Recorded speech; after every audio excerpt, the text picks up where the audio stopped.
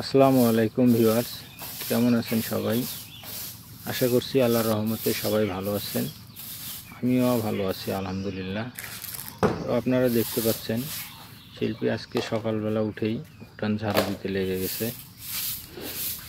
আসলেও প্রতিদিনে এইসব কাজ করা হয়, তো ভাবলাম আজকে গায়ের মেয়ের যে কাজকর্মগুলো আছে এগুলো আপনাদের সঙ্গে শেয়ার করি, কারণ শিল্পী তো এগুলো প্রতিনিয়ত করে।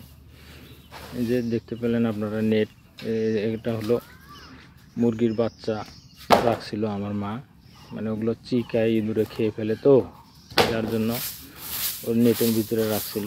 তো অবশ্য লাভ হয়নি, সবগুলোই নষ্ট হয়ে গেছে প্রায়। দেখতে পাচ্ছেন আপনারা শিল্পী উঠান ঝাড়ু দিচ্ছে। আসলে একজন গায়ের মেয়ে যে কতটা পরিশ্রমী হয় সেটা যারা শহরে থাকেন, ছোটোবেলা থেকে যারা শহরে থাকে তারা বুঝতে পারবে না, যারা গ্রামে থাকে তারা শুধু বুঝতে পারে।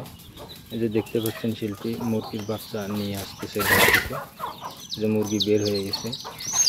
আমার মা শখ করে আগে পালতো, কিন্তু এখন মাঝখানে প্রায় দীর্ঘ 7-8-10 বছর আর মুরগি পালতো না, অনেক ঝামেলা হয় জন্য।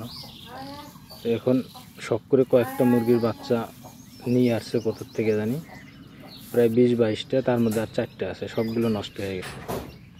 আসলে একটু রোগ আসছিল, তো একটু মানে গা ঝিমাচ্ছিল। মা করছে কি, ভয়ে যদি মারা যায় এই জন্য 3 রকমের ওষুধ একসঙ্গে মিক্স করে খাওয়া দিছে। তো 2 রাত্রে প্রায় সবগুলোই মারা গেছে, আর মা 4টা আছে। তো যাই হোক, আসলে গ্রামের মেয়ে পরিশ্রমী হয়, তবে সবাই হয় না, আমার চোখে দেখা অনেকে হয় না। যেমন আমি আমাদের বাড়ির কথা বলতে পারি, আমার মা, চাচি এবং গ্রামের আরও আছে, সবাই একরকম ছিল না। তবে এখন যে গ্রামের মেয়েরা যে পরিশ্রম করে এটা ঠিক আছে, কিন্তু আগের যে চাচি, দাদি, আরও অনেকেই ছিল, তাদের সঙ্গে হিসাব করলে এখনকার মেয়েদের পরিশ্রম কিছুই না। কিন্তু আবার আজ থেকে 10-15 বছর পর যদি আমরা এখনকার মেয়েদের পরিশ্রমের সঙ্গে কম্পেয়ার করি, তাহলে দেখা যাবে যে ওই সময়ের মেয়েদের তুলনায় এখনকার যারা পরিশ্রম করতেছে তাদের পরিশ্রমটা অনেক বেশি। এটা কেন বললাম, কারণ আমার নিজের চোখে দেখা। এক সময় আমাদের মা চাষিরা গ্রামে যখন ধান আসতো বা আরও অন্য ফসল আসতো, তারা সব কাজ করার পর এরপরে আবার এই দেখতাম না, আমি কিছুটা দেখেছি, কারণ এগুলো তো অনেক আগের কথা, ঢেকিতে ধান বানতো, সেখান থেকে চাল হলে সেই চাল দিয়ে ভাত রান্না করতো। এখন কিন্তু এগুলো নেই।